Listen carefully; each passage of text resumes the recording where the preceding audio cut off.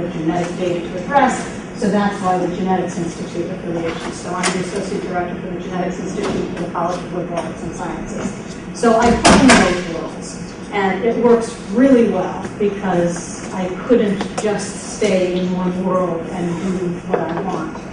Now, interdisciplinary research gets a lot of lip service. Oftentimes, interdisciplinary means that when you apply for grants or when you submit papers, it just means that the reviewers say, oh, this doesn't fit, you ought to be over there. And then if you go over there, they say the same thing. So doing interdisciplinary research can be challenging because you have to constantly be aware of your audience, who you're writing to, and making sure that you're making what you do fit with what they want to fund or publish or whatever. So, and plus, I just love my research, so there's no way I'm going to change it. So that's a little bit about my background. Then why I think I was asked to speak to you guys. I sat on a DIG panel at NSF for 1 year, just a year. Then I was asked to sit on the senior grants panel where I was for 3 years. I've done a lot of grant reviewing. I should also say that I have 2 students in my lab now who have NSF grad research fellowships, and I currently have 2 NSF senior grants. So I'm fairly familiar with how NSF, at least in anthropology, works. Now, a lot of the information and experience you'll get is very context, unit, program dependent. In other words, it could be completely different than another unit. So it's always worth calling up the program director and getting first-hand information. Don't assume that you know because you applied to a different program or because you talked to someone who applied to that program. This is what program directors are paid to do. They're paid to talk to potential proposal writers to help them write the best proposal, because seriously, a program director is supposed to get as many high-quality proposals submitted as possible. They will be very encouraging. Don't necessarily interpret that to mean, oh, she posts my proposal, I know I'm going to get funded, because that's their job. Their job is to be encouraging and to get you to write the best proposal possible. But knowing that, you can then use them to get the information you need to write the best proposal possible. So before I start talking in more detail about the process, does anybody have any questions to start off with? Because I've obviously put together a bit of PowerPoint to get to the PowerPoint and completely off base and not addressing some of the questions or concerns you guys have. Or let's get started. Okay, so due dates for DDIs, and in fact all NSF proposals, differ by program. Almost without exception, there are 2 sets of deadlines. One, winter-ish, January, February, and then the second one, end of summer-ish, July, August. But you need to go online and check your specific program to get your specific deadline. It obviously makes a huge difference, if you're applying to the program that has the July 31st deadline, but you've been getting information from the program that has the August 5th deadline. Now, in some cases, they're hard deadlines. Some cases, they're target deadlines. Target deadlines means they're soft. It means that it can be plus or minus a couple weeks. This is information that you're not going to get from the website. You're only going to get talking to the program director or emailing. It doesn't have to be a phone. But again, emphasizing, there's lots of information to be had by just corresponding directly with the program director. So before you even start writing, you want to go online and look at all the information about the unit that you are applying to and the particular grant you're applying to. Sometimes these PDFs are like 50 pages long, because we're talking the federal government here, right? They generate paperwork. But it's really worth your while to read through virtually all of it, because some part of your brain will retain that information, and when you're writing it and you have a question like, I think we talked about this, and then you can go back to it. And you don't want to make stupid mistakes like putting yourself on as PI or something like that, because that is just not the way NSF grant proposals are submitted by students. So I would really encourage you to grit your teeth and read through the entire set of information that NSF will have about your grant and your program.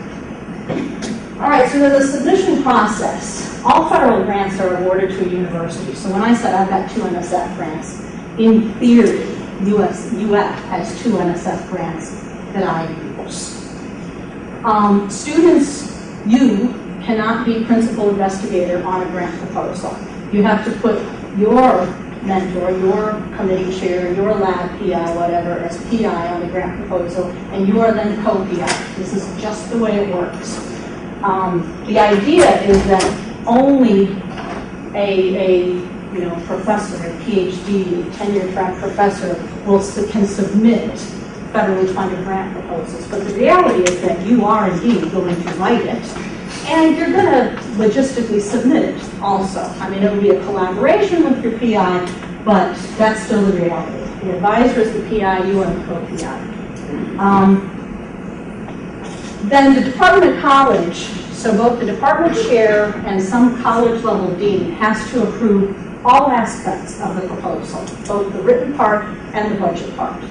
In reality, they're most interested in the budget because particularly as a student, there are going to be some really arcane parts of putting together a budget that would not even occur to you and that you would easily get wrong.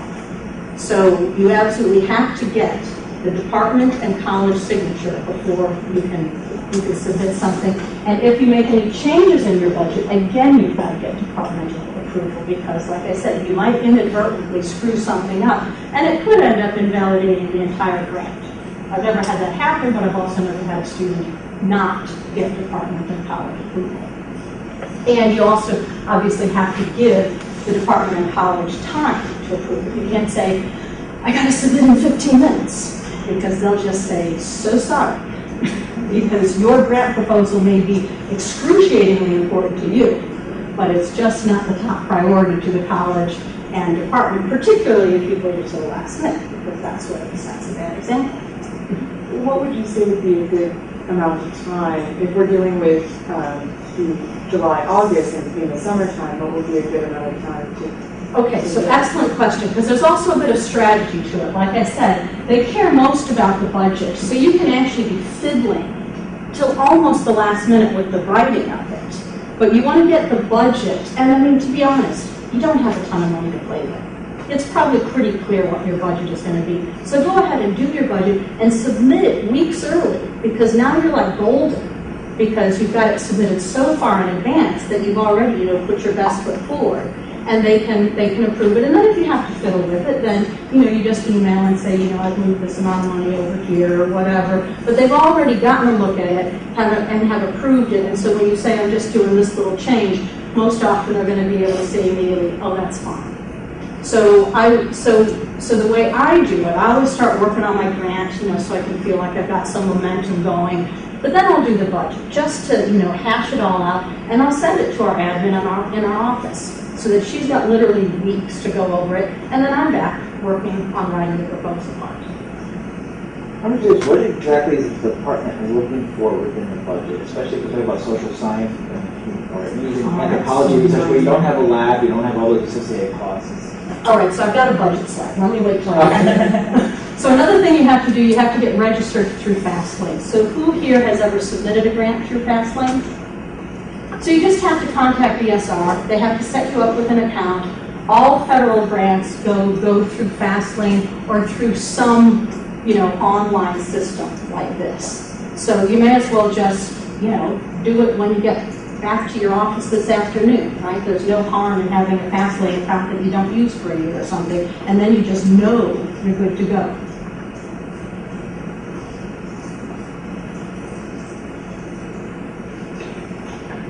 And yeah, you can just call anybody at Division of Sponsored Research and they can help you direct you to the right place. All right, so budget. The allowed expenses for a DDI are only for research. So there's no student salary or stipend or tuition. So that would be a huge red flag if you had that sort of thing in a DDI budget that the department would immediately flag. The whole point of DDIs is to improve your research. So if you're to the stage where you've actually done all your field work and collected all your data and all you need to do is write, then a DDI is not for you. because there's no aspect of a DDI that allows you to claim, I just need to live and eat while I write up my dissertation. It has to all be research-based, research costs. If you're doing field work, you can claim living costs wherever you're doing the field work. So that's the one exception when you can claim food and maybe rent, maybe a car, but you don't want to go excessive on this because they almost certainly will cut your budget. Even if you get funded, it's almost certain that your budget will be cut because they're trying to fund as many proposals as possible. So they literally, are squeezing blood out of a stone here. You should also be aware that there's a different IDC rate. Anybody know what IDCs are? Indirect costs. So say you have a grant of $10,000. The University of Florida's IDC rate is, I think, 48.5%. So it means that in addition to the $10,000, you get another $4,850 as the indirect costs that return to the university. The idea behind IDCs is that the university needs a certain amount of support in order to help you do your research in terms of giving you an office or a lab or a telephone or faxing stuff, that sort of thing. So that's the whole idea of IDCs, even though when I first heard it, I'm like, so I get a $100,000 grant and the university gets $48,500 just because I submitted my grant? Yes, and it's even worse where I did my graduate work at Yale. Their IDC rate is like up over 80%, which makes no sense whatsoever. Anyhow, there's a different IDC rate for domestic versus foreign research. Again, the idea being, if you are someplace else doing research, you're not using a lot of U.S. resources, so the IDC rate is much lower. So you need to split out those two types of costs. It doesn't matter for you because you won't be claiming tuition, but just to keep in mind, tuition doesn't have IDCs charged to it, and equipment over $5,000 doesn't have IDCs charged to it. So these are these arcane little rules that I'm talking about that you won't necessarily know, but your department will definitely know, and those are the things they need to check before your grant can be submitted. There are also new instructions for entering person months on the budget, which again just blow me away. So you're going to submit this grant. You're going to say so you can do research for your dissertation. And then you have to say, but you're going to spend 0 months on it, and you're going to get $0 in return for that work. Because if you were to say you were going to work 2 person months, that would imply that if you were being funded by the university during those 2 months, the university was contributing that money to NSF for you to do this project, and it's called cost sharing, and we don't do cost sharing. So this is just another example of these bizarre little rules that you really don't want to have to know about in gory detail, but your department will, which is why you need to get your budget into them to make sure you've done things correctly like that. So you had a question about budget. Is there anything else you wanted me to cover? I guess I'm curious on some of that facets we would have to include that may not be directly responsible for research costs at the department level. Such as? Well, maybe it might be easier if you give us some examples of what we would include within the budget, other than, let's say, computer software, lab costs, things like travel, some of the concept stuff. Well, so if you're working in a lab, it'd be the supplies and the materials, the disposables that you would be using. If you needed a particular piece of equipment, you would then have to justify that that piece of equipment didn't exist, but other than that, the lab, the building, whatever, had all the resources you needed, and that it was really important for you to buy this piece of equipment. Equipment's a little rough on DDIs because the piece of equipment presumably is going to stay in the lab after you leave. So in a certain sense, it's outside the scope of a DDI. So that's why you want to be a little bit careful about equipment. If it's expensive, I mean, I'm not talking over $5,000. If it's something like, a couple hundred, that's fine. If you're doing field work, then, the airfare, living costs, if you've got to rent a vehicle, if you've got to pay field assistance, those are the sorts of things that are included in a budget. Pretty much anything else would not be included. So I saw a couple other hands kind of going up. I have a couple of questions. First of all, when you talk about travel, can travel be going to conferences and conference talks and those types of things, or does it have to be specific for generational research? You might get away with a conference if it's really cheap. Because it, strictly speaking, is not helping your research. Presumably, you could get your research done without going to that conference. And then another question is the timeline of all this. So let's say you did apply by the summer, July, August, deadline. When would that? All right. So say you do the summer deadline, it would be reviewed by the panel sometime late fall, early winter. You would then hear possibly as early as beginning of winter, but the people who hear soonest are the ones who are definitely funded or definitely not funded. The ones that fall in between, where they're literally figuring out how much money they have, those take longer to hear. So, you gotta figure about 5 to 6 months after you submit before you hear if you got funded and for how much. So, sorry, just one more question. So on timeline, if I'm entering the third aim kind of project and funding is running low, but I'd like to get started on that as soon as possible. But if I could wait for funding, when would you really be able to start using that money? Is I guess the main question. Okay, so you found out you've gotten funded, but that doesn't mean you can go out tomorrow and start spending it. So there are a couple of things. If you're working with humans, you've got to get IRB approval. So that will take weeks, possibly months, depending on how thorny the issues you're dealing with are. If you don't have anything like that, if it's literally just how fast can DSR get your grant uploaded, a lot of it depends on you. The faster you are on returning emails and getting information back to DSR, the faster they do their thing. And also, if you're slow responding to emails and requests for information, they think, she's not too worried about this. I'm not going to, bend over backwards her, and if they're not bending over backwards her. So I would say, if we're not talking any holidays, maybe 2 to 3 to 4 weeks. You could actually have money to start spending. Now there's also a mechanism to, if you've got a letter from NSF saying you're funded, DSR can actually start extending funds to you based on that letter. So would it be appropriate if you wanted to do online surveys and those would be kind of the costs that they'd be willing to fund? So where you would what would be the cost associated with an online survey? Getting the company that hosts since we don't have something that's in-house, as other universities do. Yes, that would be a cost that they would cover. Or if you were, I was thinking something else, if you actually are doing some sort of survey or questionnaire where you're reimbursing study participants, that cost to reimburse study participants would be allowable. That is true, okay. And so if we wanted to do travel to do face-to-face interviews, we could then ask for travel for that. Yes, you could ask if you were driving, you could ask for gas. If you were flying, you could ask to have the flight reimbursed.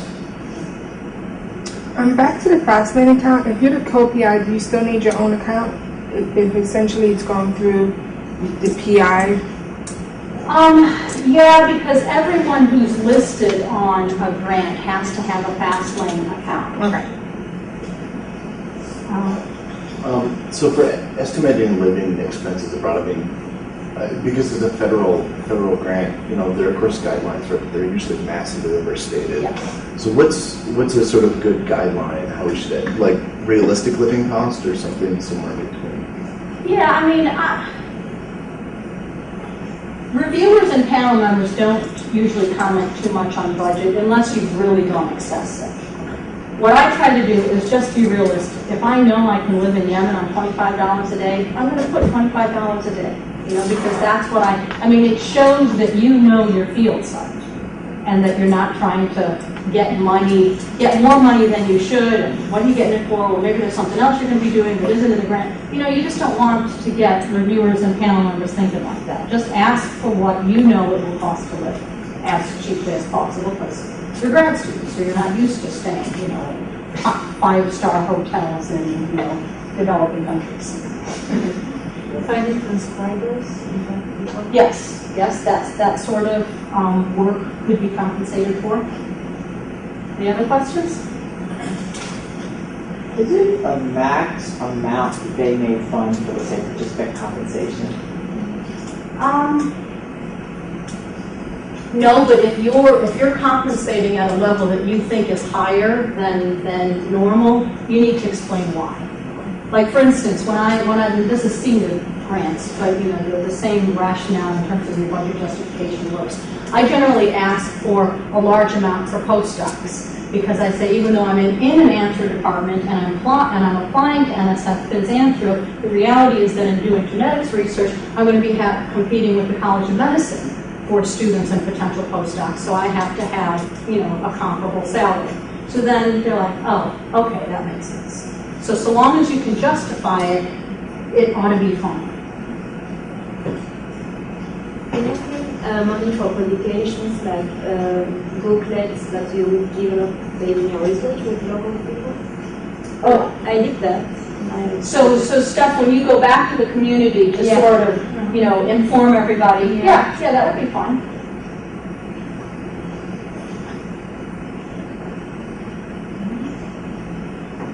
All right, so you've got this cover sheet when you're submitting through FastLane, and you have to choose the appropriate NSF unit. So if it's not obvious to you which unit, if there are a couple of different units that you think you might possibly fit in, you definitely don't want to guess. You want to call the program directors, and you want to describe your research. You want to offer to send a project summary, something like that, so you find out so you can determine which unit is the best fit. And your proposal may be co-reviewed by more than one unit. So I've got a grant right now that was co-reviewed by Cultural Anthro, even though it was primarily funded by Phys Anthro. Different units have different attitudes on co-review. Phys Anthro and Cultural Anthro love to co-review because then they each put a bit of money in, but they also each get to claim the grant. So even though Cultural Anthro may only put in 10 or 20 or 30,000, they're still going to claim it because nobody's going to say, yeah, but how much money did you put in? Other units, have a different attitude where they really don't like to co-review. Again, you would get information like this from the program director because what might happen is that you might write for the audience of a particular unit, and then unbeknownst to you, it gets co-reviewed because they don't have to tell you that they're going to co-review it. Then it goes to another unit. You've not written for that audience. So for instance, David Reed, who's here in the museum and studies lice, he had submitted a grant to NSF, I don't know, evolutionary biology or something like that because he was interested in post-co-host evolution, but he was also using the evolution of lice to talk about the emergence of anatomically modern humans. So it got co-reviewed by Phys Anthro, and Phys Anthro hated it. They tore it apart because he hadn't remotely written it for that audience. So it got bombed, and then he had to resubmit, and then completely rewrite so that he was, writing for both audiences at the same time. So can we say that we wanted it to be reviewed by two? You could suggest that it be co-reviewed by another unit. They don't necessarily have to follow your suggestion. They could send you another unit to co-review. They don't have to ask you or tell you. But you'll get some indication by talking to the program director. That's why if your research at all falls between units, you want to be talking in communication with the program director so that you have a good idea of what they're going to do when they get your proposal. Does it benefit you to be co-reviewed? Like, is that something you should do? Like I said, it really depends on the units that you're talking about. For Phys Anthro, Cultural Anthro, yes, it does, because anthropology is by its nature very big picture and interdisciplinary. But other units have very different ideas, and I can't speak to those. So you would need to talk to those program directors and see. Some have very strong attitudes against co-review, so you don't want to kind of go in those lines.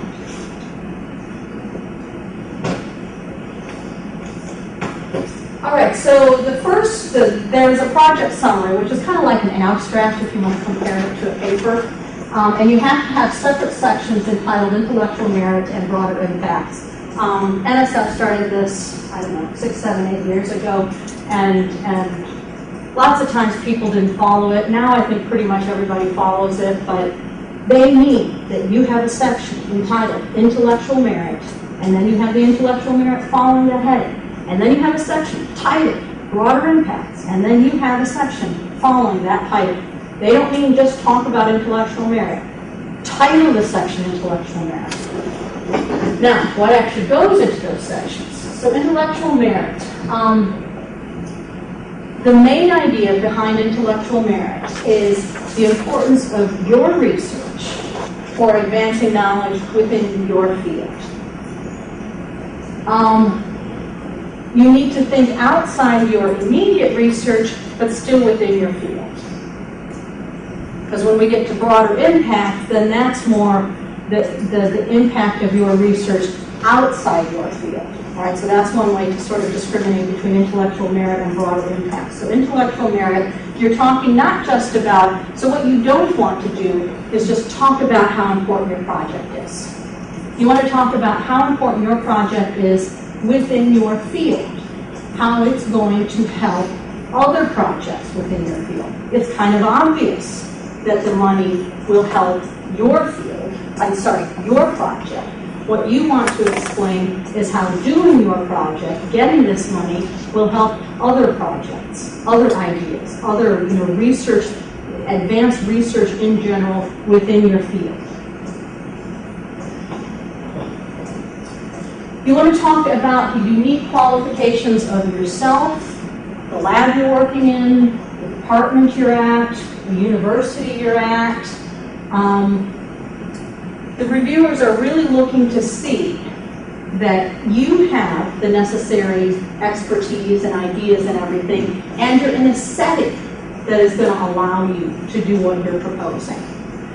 So here is when you start having to become a really good writer, because there's a fine line between just bragging, going on and on about how great you are and how great your lab is, and being a bit more understated about it. So you don't want to say something like, I'm the only one who can do it, but you can say, I uniquely have the qualifications for conducting this proposed research, right? So you definitely want to make a point of saying why you and the setting you're in can do the research, and a little bit why you're going to be able to do it better than someone else in a different setting. You want to make very clear that you have sufficient access to whatever resources might be needed. Now, this is obviously going to be very proposal dependent, what sort of resources you need. You might need approval for field work, right? If you've got to go in the field, you want to show that you've already got that approval. You don't want to say, yeah, I know it's a really dangerous country and there's a war going on and there's a State Department advisory against traveling over there, but I'll deal with it when you give me the money. You need to show that you've got permission to enter that country, to work at that field site, or whatever. Or if you're collecting a particular type of samples, it may be that you need collaborators. Maybe you need people who are already there who are going to help facilitate things for you. You then want a letter from them saying, oh, I think your project is great, I'm here, I've got the expertise, I've done this before, I'm very happy to help you collect samples for your research. So this is, the second bullet there was establishing that you've got the necessary expertise and you're in a setting that will allow you to do the research. And now it gets a bit more specific, where you want to detail everything you need to do your research that might be some kind of significant hurdle that you ought to take care of before you submit the proposal.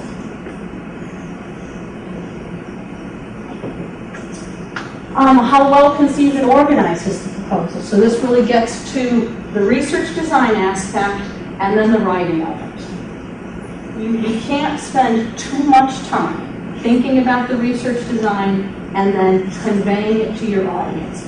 You want this thing so tight so well written that when the reviewers are done reading it, they're like, well, of course. I mean, we've got to fund this. You know, it's important research, and this person is the best one to do it.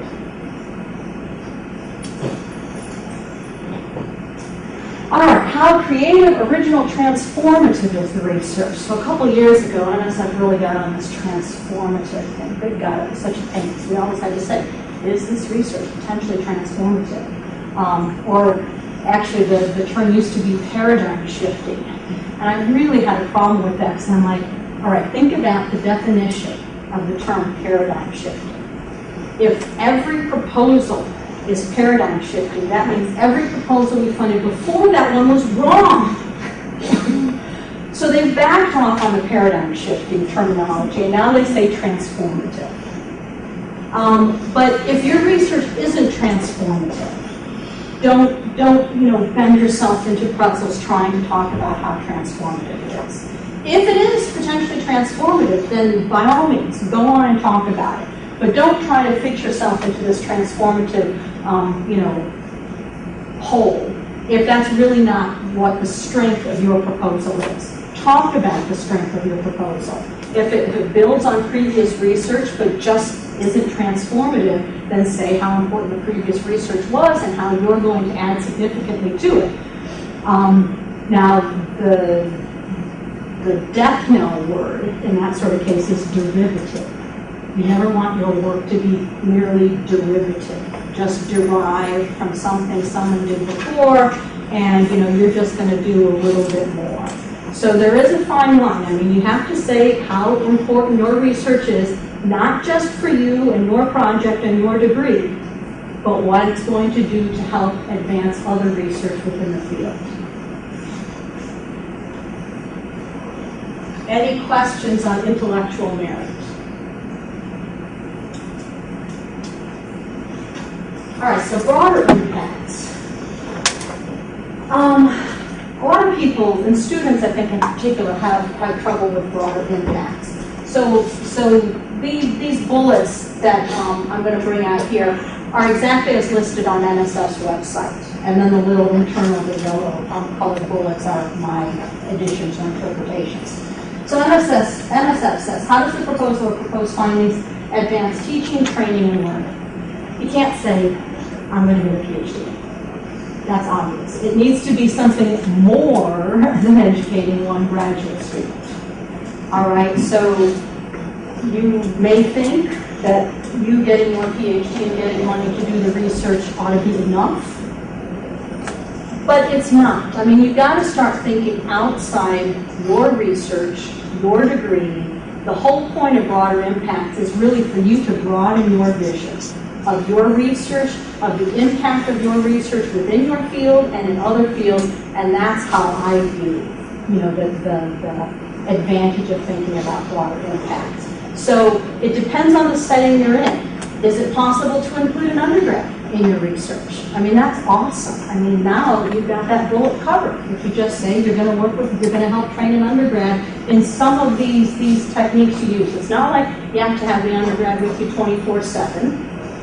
But some aspect of the research that you're going to include training and, conducting research with an undergrad. That would be something that would then allow you to address that point. All right, then NSF says, does the proposed research enhance representation of underrepresented groups? All right, you might be thinking, oh, God, really? UF has lots of different organizations that specifically work with minority groups. You can say you're going to work with them to help identify a minority undergrad to work with you on your project. Or even better, have a student already identified that you can name who is going to be working with you. There are a lot of resources here at UF that you can include in this broader impacts part that will not only help your research proposal, but really help your research and your whole perspective on what this research is about. I mean, because if we really step back and we think about why the federal government is pouring hundreds of millions, billions of dollars into this research, it's not so we can all go out and get advanced degrees. It's so that we can improve the research infrastructure and output of the country as a whole. So if you're going to be taking federal money, you've also got to take this perspective of the obligation that you have once you get this money. When I read the word broader impact, I'm thinking this is beyond, I mean, after After you've done your research? Yeah. Nope. No.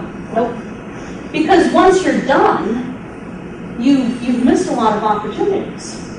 The whole idea is that you think about it before you start your research, so that you maximize the opportunities to, advance teaching, to enhance representation of underrepresented groups. If you wait till the research is over, you've missed all those opportunities. All right, then NSF says, will the proposed research enhance infrastructure or partnerships? In other words, will the proposal help others conduct research or teaching? So that's what infrastructure is. So, for example, a lot of my research is done in developing countries. I do genetics research, so I often set up little genetics labs in developing countries, and then I can say, they now have the opportunity to conduct genetics research. And you might be thinking, how am I going to build a genetics lab on a DEI proposal? A lot of these things are really not expensive. So for my research, for me to build a genetics lab, which sounds really cool, but what it means is, I've got a temperature block, and I have a vortex, and I have a PCR machine, and I bring some pipetters, and I bring some tubes. We're talking $3,000, $4,000, $5,000. It's not that expensive to do. And you can even get people to donate equipment. So I've got in my lab in Turlington, I've got 3 centrifuges that people threw out. They still work, they're just not the latest model, that we're in the process of bringing over to the Democratic Republic of Congo, because I'm involved in a project there, and I've been there, and I've seen the centrifuges they have there, and I know these are better. So it can really be not that hard to help infrastructure. I mean, it sounds enhancing infrastructure, right? Oftentimes it doesn't take that much, and it shows that you're starting to think outside a very narrow focus just on your research. For the broader impact, would the budget cover you to pay an undergrad?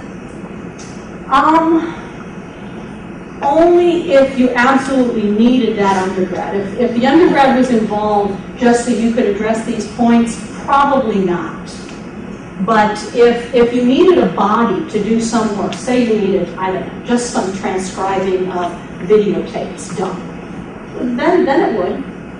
You got to kind of get creative, not just in the research, but in the broader impacts, and they really feed into each other. I mean, you shouldn't be thinking of them as completely separate. The idea is that there should be some synergy going between the intellectual merit and broader impacts. Okay. When you are writing the broader impact, should we say that if you give me money, I'm going to build the genetics lab, or I'm going to build the genetics lab, so give me money? I guess the way I would write it, the broader impacts of the submitted proposal include, 1, creation of a genetics lab. I would word it like that. So it doesn't have to necessarily be first A, then B. It's all together. All right, next one. Will results be disseminated broadly? So again, what they do not want to hear is you're going to go to conferences and you're going to publish papers. That goes without saying. That's what you're supposed to do. They're looking for something beyond that. Something like you're going to set up a website. You're going to run a little workshop. So in addition to setting up these genetics labs, we would often run little workshops. I mean, what's the point of setting up these genetics labs in countries like Yemen and Congo when I know they don't know what to do with the equipment? I've got to run a little workshop. 2 or 3 day workshop where, I got everybody pipetting stuff, setting up little reactions. It's really not that hard once you, sort of get over the hump of thinking about how to do it logistically. Making teaching materials. Maybe your research has a component of it that lends itself towards making some kind of teaching materials for K through 12. It can be a little video clip. It can be a pamphlet.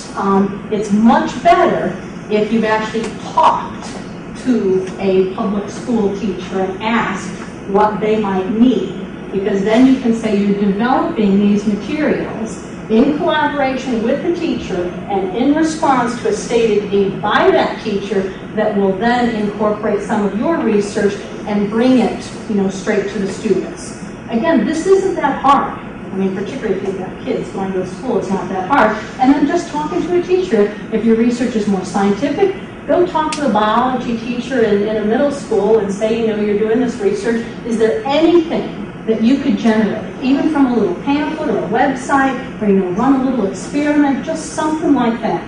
Something a little more than just going and giving a talk about your research. Because if you give a talk about your research, it's still very much, there's still very much a gap between what you're doing and really integrating the class. Whereas if you've spoken to the teacher and asked, what do you need?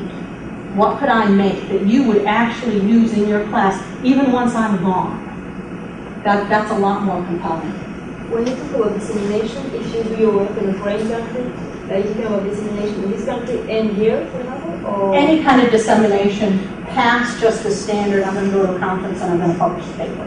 So yeah, if you work in a foreign country and you're going to say that after you get the results, you're going to go back and you're going to meet with some of the groups that you worked with originally to disseminate these results, and, you know, say you're doing something biological that has to do with conservation.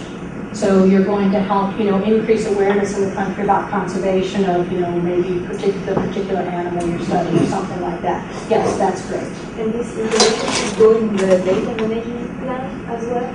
Because it's a new requirement from NSF, at least for The data.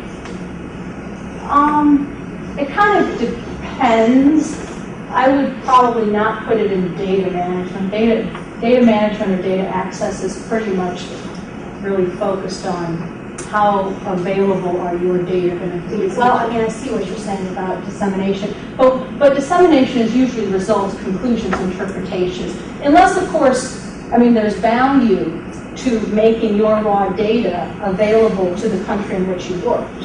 I mean, yeah, then say, you know, you're going to make some special effort to make your raw data available to your collaborators in whatever country you'll be working, and, you know, maybe explain a bit about how they're going to use it. Presentation training. So again, UF has a lot of resources here on speaking to audiences outside your field. So speaking to the general public or something like that. So you could partner with one of these agencies to say, you know, you're going to get a little bit of training in this kind of presenting.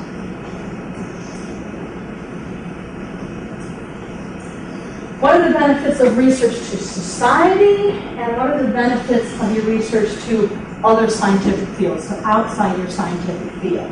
So this is where I think it can actually get kind of fun to be thinking about your research and really thinking, what are the potential implications of your research outside your field? I mean, you don't want to skate on too thin of ice in saying how broadly relevant your research is, but say I'm working on migration to the New World, migration of first humans to the New World, and that's, you know, that's my research focus. Well, that whole idea of migration patterns, of dispersals, surely what I learned specifically about migration to the New World is more broadly relevant to all migrations.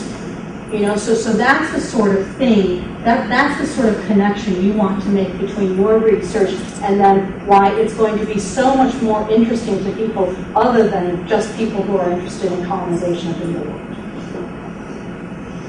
So that's where I think that's where you really want to get your creative juices flowing, because not only does it help you write this proposal, but all of a sudden you've got lots of new research avenues opened up. So it really helps you once you start thinking about these things. So these are some of NSF's ideas for broader impacts. So we already talked a bit about education training, including students, developing research-based educational materials. So we kind of covered that. I just wanted to tell you, I went through the NSF website and I culled their ideas that were relevant for DDIs. Because most of their ideas are for more senior grants where they've got bigger budgets and stuff. So I pulled the ones that I thought are very doable for DDI. The dissemination of results. Partner with the museum, nature centers to develop exhibits, give presentations to a non-scientific community, present research results. Is there any way, if your research has anything like implications for policy making, is there any way that you could package your results for a non-scientific audience, like politicians, policymakers, industry leaders, something like that, so that you are now the liaison between the strictly scientific world and the people out there who do not have a science background but are making lots of science policy. Is there any way that you could create some sort of material that would be relevant or used by some of those people? So these are some of the things you want to be thinking about. So those are NSF's ideas, and then they're listed in detail on that website. My ideas. All right, so another thing I do when I go to foreign countries and I collect samples for genetic research, I oftentimes will leave aliquots of my samples there so that I can say, you know, I'm not raping the country of their genetic resources. Instead, I'm actually leaving these samples there in a form where they can immediately start using them and develop their own genetics projects. So in a lot of cases, it's not that hard to do, yet it really could potentially change things.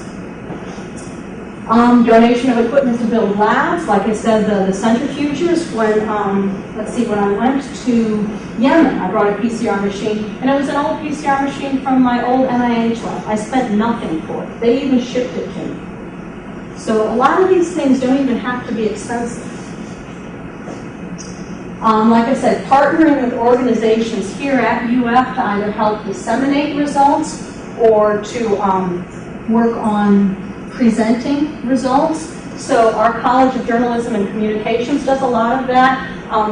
Debbie Treasy, I think the grant has expired, but she had a huge grant to work with NASA scientists to educate them on how to speak to journalists and stuff like that, so that they didn't, I don't know, I have no idea what they might have said, but I can see where it would take a fair bit of training for me to talk to reporters on a daily basis. And for really high-profile research, right? You don't want to be quoted as saying something really lame-brained. So there's a lot of experience here at UF to do that sort of thing where you could partner, maybe not with the organization, but so for instance, Debbie Treasy started a master's program in science, health, and policy. And so it was specifically for people to have degrees both in biology and journalism, so that they could be maybe science communication officers at a hospital. You know, so someone who really has to work in a business communication world, but with scientific results. So you could possibly work with one of those master's students. Design a web page, a blog, or something like that. If you're doing research that already has sort of a ready audience in the non-scientific world, you know, just start some kind of web page or a blog or something like that where, you know, you're going to spend a certain amount of time throwing out interesting ideas, answering questions, that kind of thing. Design something to provide access to your data. So with genetic data, NIH has had something called GenBank set up for decades, where any genetic or sequence data we generate, we automatically put it into GenBank. And then that means that everybody in the world has free access to it. Now that's pretty unusual to have that open access. Part of it is because genetic data is really easy to download in this sort of fashion. Other types of data, say you work with 3D or imagery type data, it can be a lot harder to figure out exactly how you might make some kind of database that data would then be available to everybody without having some special software or something like that. But if there's anything you can do to make your data more generally available, and it doesn't necessarily have to be publicly available, it's not like you need to make it in a form where everybody and their brother can get it, but if you set up a database and then you just say, contact me and I'll give you the password so that you can get into it, so that you've got a little bit of control. You say, send a paragraph telling me, what sort of research you're going to use the data for, so that you have some awareness and control over how your data might be being used, but that your intent is to make the data freely available. Because again, you've got to remember, they're federal funds.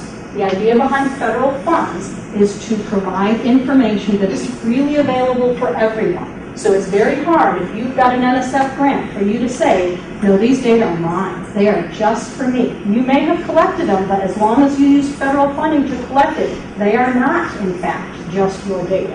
and you are obliged to make them freely available. So the easier, the more user-friendly you make that, the better, the stronger your proposal is. All right, so, my bottom line here is be creative, because the more thought you put into broader impacts, I guarantee you it's going to feed into other types of projects.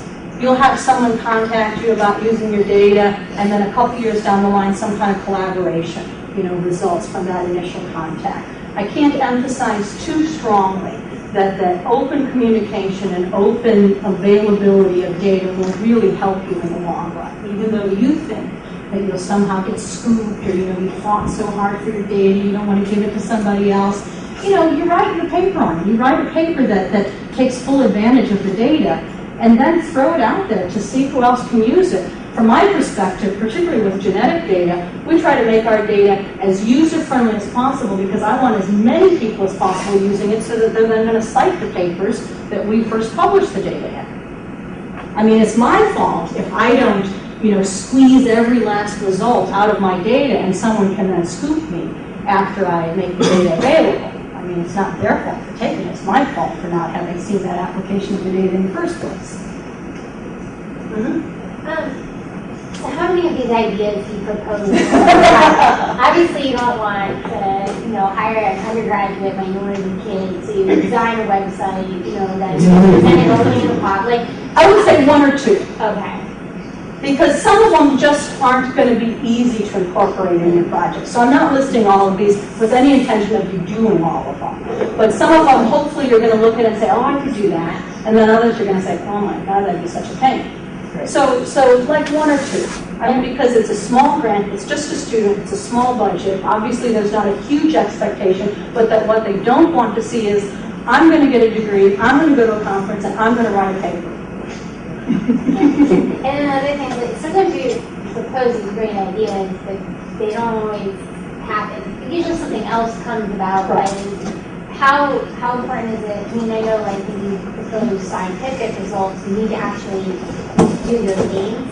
How important is it that these specific broader impacts are met versus these broader impacts in general? Right. So, I mean, the reality is NSF isn't going to follow up and say, oh, you're going to design that website. Where's your website? I mean, they don't have the resources to follow up.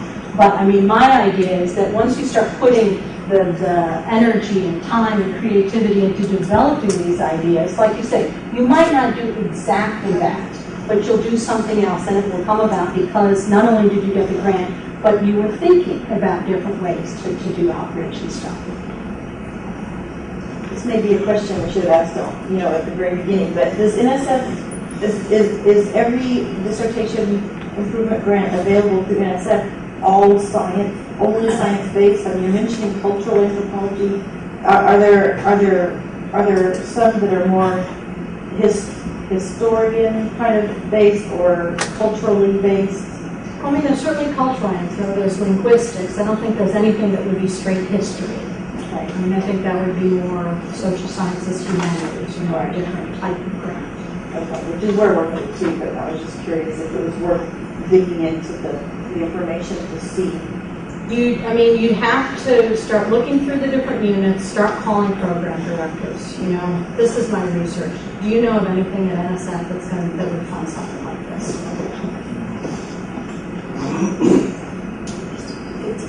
Okay. All right, so the proposal. So you've got to have a well-conceived research design that addresses a question of compelling and widespread support.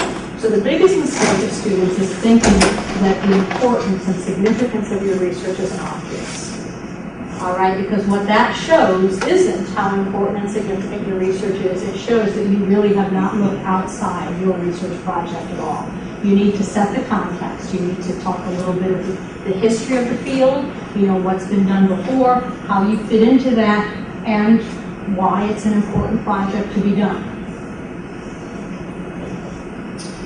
So, the writing. You've got to balance detail, specifically, what are you going to do with the larger context. So you have to be able to explain why your research is interesting to scientists from different fields, because almost certainly the reviewers who are reading your proposal are not going to be an expert in your field. All right, maybe the larger field they'll be expert in, but not specifically your field. So you very definitely have to be writing to a larger audience. So know your audience was always a good guideline when writing, except in this case you really don't know your audience because you don't know what expertises will be represented by the reviewers and the panel members who read and review your proposal. So that means you have to write for a generally scientifically literate audience. And again, thinking about broader impacts then helps broaden your scientific view to when you start writing about your research, so that it helps you when you're doing this part, when you're trying to explain the context and significance of your research to this broader scientific audience. So then the scope of your research proposal, you do not want to be overly ambitious. That again is one of the biggest mistakes done by students. Just saying I'm going to do this and this and this and it's going to be big and it's going to be beautiful and it's going to be awesome, and it's completely unrealistic. All right? And the reviewers and panel members will know it like that. So the problem with being overly ambitious means you can't do what you've said you're going to do. So the question then is, well, what will you do? And there's no way for the reviewer to figure out what in this wildly ambitious plan you might actually do, because you've now missed your opportunity to tell them. Now, that the wildly ambitious plan you can mention in terms of broader impact, or in context, or future research, but you want to say that that's not what I'm going to do here. What I'm going to do here is this much smaller slice of it, because you may think it's boring to talk about what this one smaller slice is, but what NSF wants to do is fund proposals that are successful.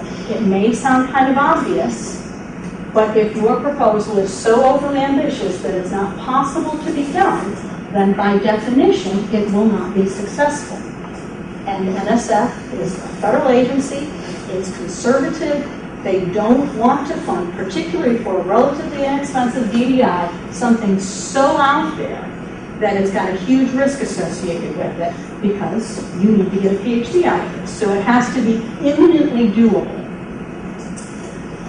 So you have to demonstrate you can do the proposed research. So you list your expertise and the resources available to you. If you need assistance from a colleague to do your research, make sure you have a letter from that colleague. You put it in the appendix as a supplementary document. Have that in there. It's what, a couple weeks of, corresponding with your colleague and saying, I need this letter. Sometimes, your colleagues are busy, right? They may not get back to you. Write the letter yourself. All right, it sounds kind of strange to write a letter of support for yourself, but what you do is you write the letter the way you like it written. You say, Dear Connie, I'm very supportive of your NSF DDI proposal entitled thus and so. I think it has huge significance for this research, and we can develop collaborations on this. And you go ahead and you write the letter exactly the way you'd like it worded. You then send it to your collaborator and say, I'm submitting an NSF DDI. I'd really like to include a letter of support from you. I've attached a letter that I've written just to give you an idea of what NSF usually looks for in a letter of support. Feel free to use it or revise it as you see fit. That's what you do, particularly if you have a foreign collaborator, because they really are not going to have any idea of what NSF is looking for in a letter of collaboration. But I would still write the letter for any collaborator, because if they read through and they're like, oh yeah, this is good, and all they have to do is stick their signature in, you're going to get the letter that much faster. If you need permission for field work, get that permission. You put it in the appendix. It makes it look like, oh wow, this student is so squared away. I know the student is going to be able to do this research. The one thing you don't need is IRB approval if you're doing human subject stuff. That's perfectly legitimate to say pending, but you have to keep in mind, if you get that funding, you've still got to go through the IRB process. And so you might actually want to start the IRB approval, after you submit the grant, so that you're that much ahead of the game. Is there a hand back there? Yes. The letter of support, does that also apply to committee members that are not in the U.S.?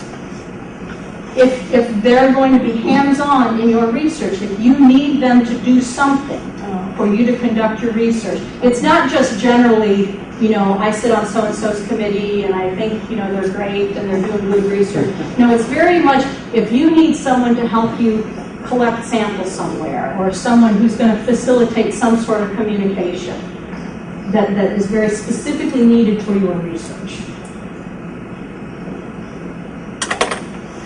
All right, now writing proposals. So you want to state your objective early on. Again, it might sound obvious, but I can't tell you how many proposals I read, and it's pages of intro and background until I really get to what the student is doing. Reviewers hate that. You can't make a reviewer madder than making them work hard when they're reading your proposal. Give it to them up front. There's no reason to wait till the end, or the middle, or even, you know, the end of the beginning, right? You want to state your objective quickly, within the first couple paragraphs, if not sooner. And then every part of the proposal should go back to those objectives. So put a lot of thought into what your objectives are. If you're not clear what your objectives are, it's going to be really obvious in your proposal. So you want to state your objectives, you know, whatever it is, very clearly, and then throughout the proposal, you want to bring it back. You know, remember, this is what I said I was going to do, and this is how this helps me do it. That makes a really tight proposal. Are there specific page or word limits you have to be able to put these things in? Yeah, I forget what the page limits on DDIs are now, but again, that's why you read that huge document that details everything, so you know exactly how many pages you have to do all this in. So a good guideline is to write it so that any graduate student could understand. So we're talking, you know, a fairly high level of scientific literacy, but not particularly in your field. Like I've already said, good chance that reviewers will not be experts in your particular field.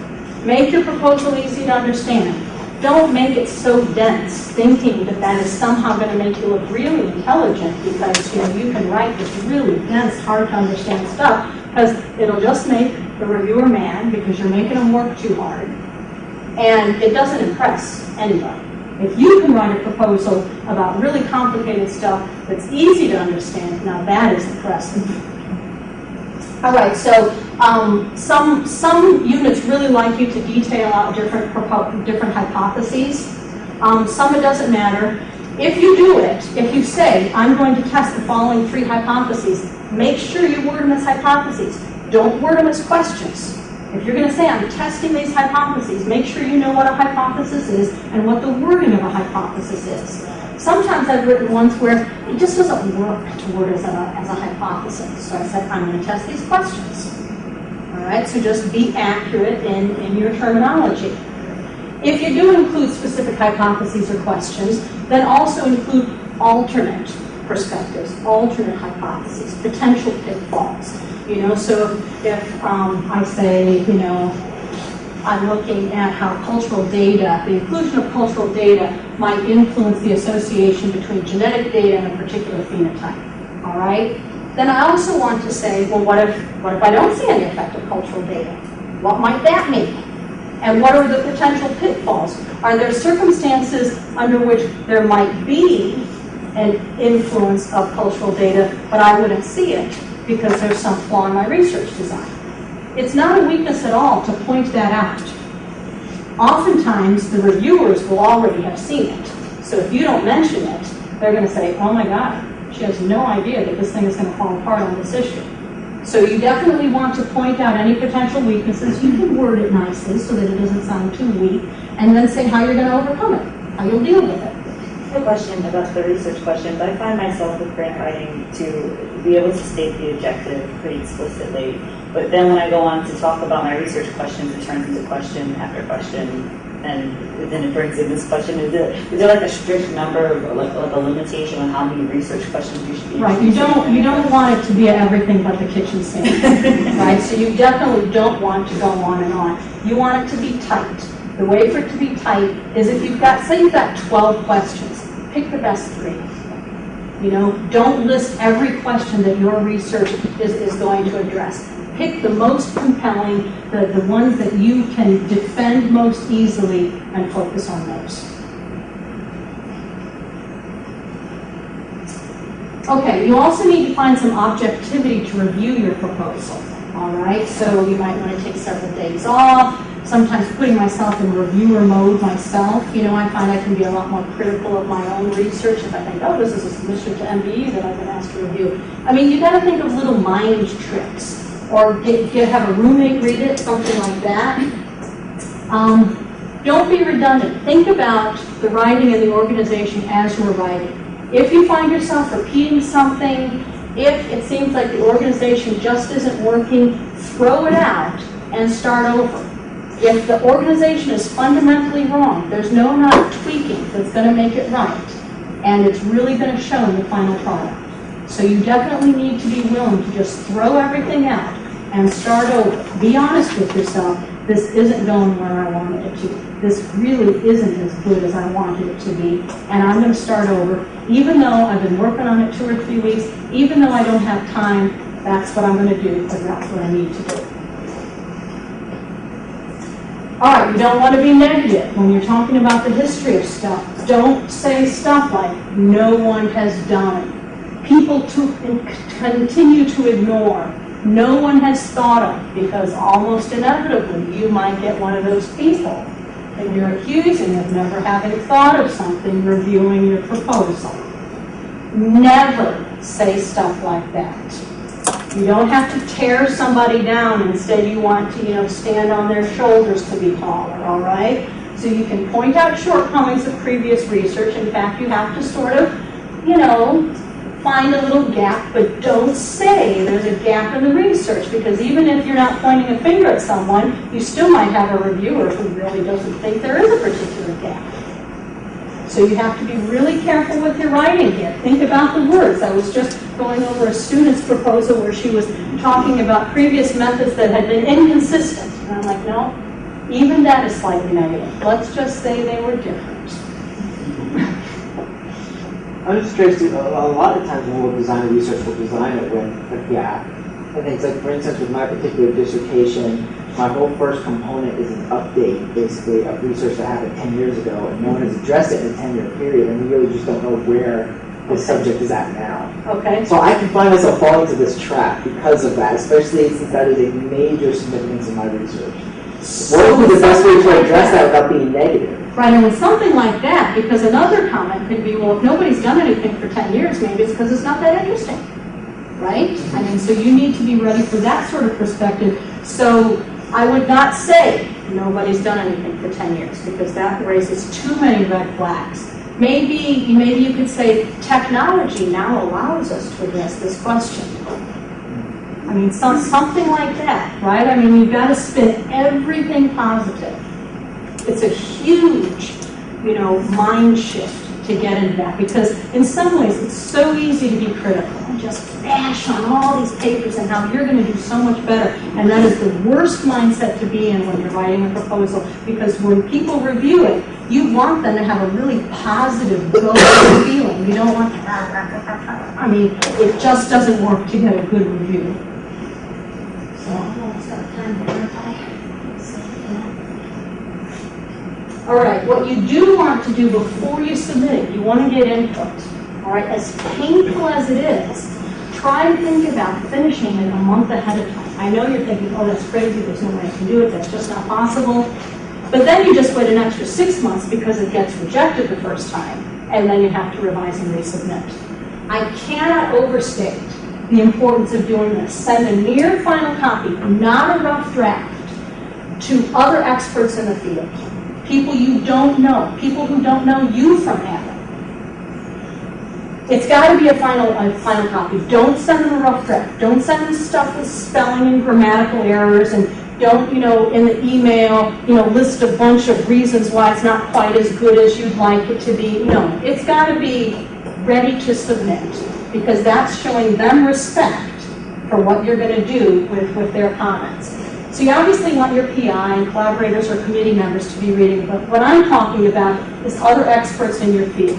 You don't have to know them personally. You're going to cold email them, right? You're just going to out of the blue, say, I'm a student, I'm applying for DDI, my research overlaps with your field. If you have any time, I really appreciate any comments you might have. I can't tell you how valuable this is. You might send it out to 3 or 4 people. You might hear back from 1, maybe 2. That doesn't, the number doesn't matter, though you'd want to send it out to enough that you at least get 1 back. What you get out of it is valuable comments. You then might also come up with a new collaboration. I mean, it might actually lead to something. If your proposal's really good, then you also get the word out. People actually start talking about you and your proposal and what kind of research you're working on. So you get so many benefits from doing this. So my student who got a grad research fellowship, we cold emailed somebody. I knew Cynthia Bell mildly. My student didn't know her from Adam. And she gave back, I don't know, maybe 3 bullets. But they were great comments because it was more a perspective thing. You got to change your perspective a little bit. And she was dead on. So what you have to do then with those comments is you need to send it back. You need to send it out like a month ahead of time because you need to leave the person time to comment. At least a couple weeks. You can't say, oh, by the way, I need your comments tomorrow. Because that's just rude and disrespectful. But then you also need to leave time to incorporate the comments. It's also rude and disrespectful if it's clear you have no intention of incorporating their comments because the people will probably know what the deadlines are. So they know what deadline you're up against. But it's just, you get huge bang for your buck by doing this.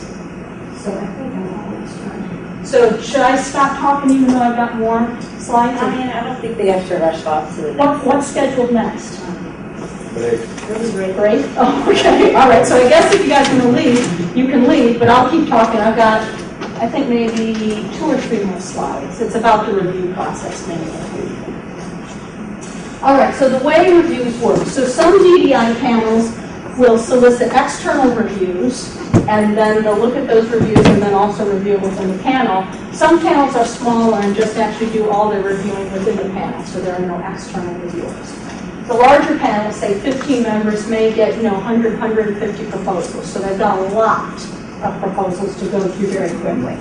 Like I said, your proposal may be co-reviewed by another unit, so then you've got both units possibly sending it out for review and then reviewing it within the panel, and then they somehow get together and talk about the bottom line review from both units. Within the panel, there almost always is a primary reviewer who has primary responsibility for your proposal and who has the closest expertise to your field. And that person will then present your proposal to the panel. Then you've got a secondary reviewer who has the second closest expertise to your field, and they would then be the next person to talk. And then other panel members just can speak up as they see fit. Each panelist will get about 20 proposals that they need to review. They get about a month and a half. So they go through it fast. When I've sat on panels, I give each proposal 2 hours. Because otherwise I can't get through it and do everything else that a professor is supposed to do. So you need, that's why I said, you need to make it easy to read. Don't make your reviewer work to find information. Reviewers don't typically review proposals not assigned to them. So you're going to have that primary and secondary reviewer who have read and reviewed your proposal, and then everybody else in the panel is going to have their computer up, and they're going to have everybody's reviews up. So they're going to be reading all the reviews, and maybe they'll be pulling your proposal up to, like if one review says, oh, in section 2A, she says she's going to do this, and I really don't think it's feasible. So then they might pull the proposal up and see what they think about your ability to do section 2A. But they're not going to read it cover to cover.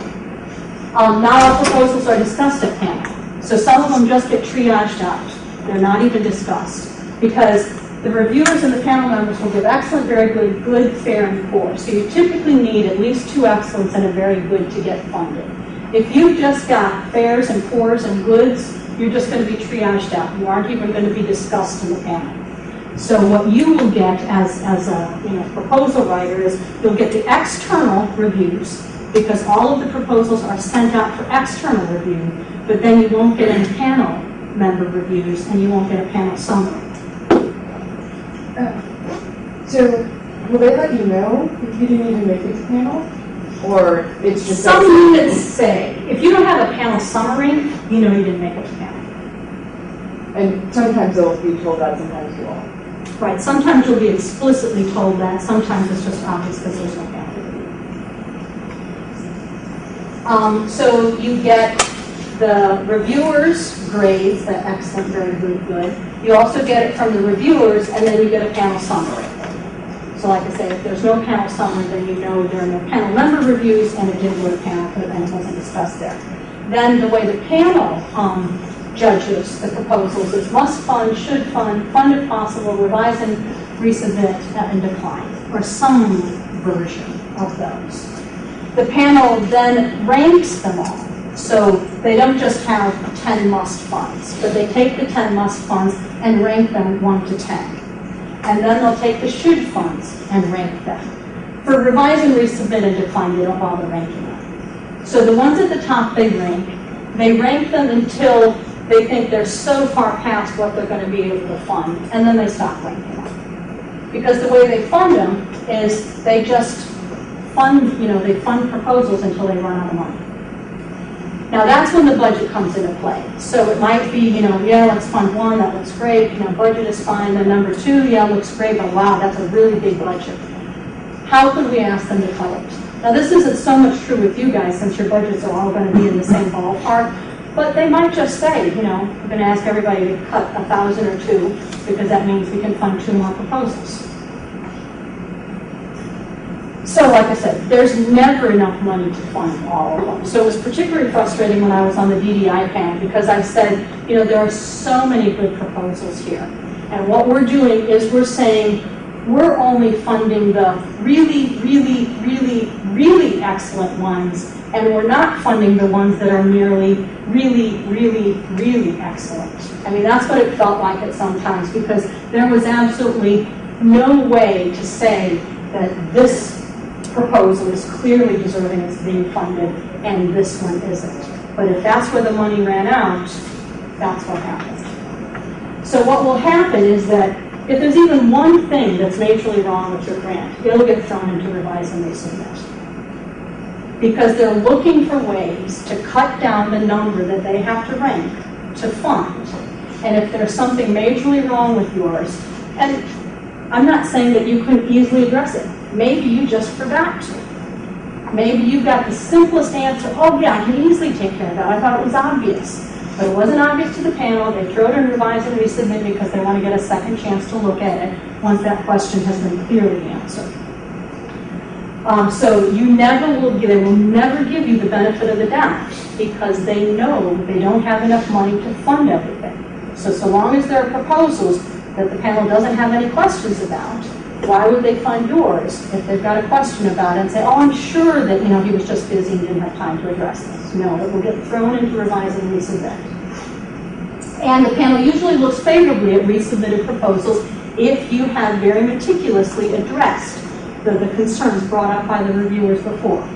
So there's really nothing wrong with revising and resubmitting, though it obviously adds 6 months to the timetable.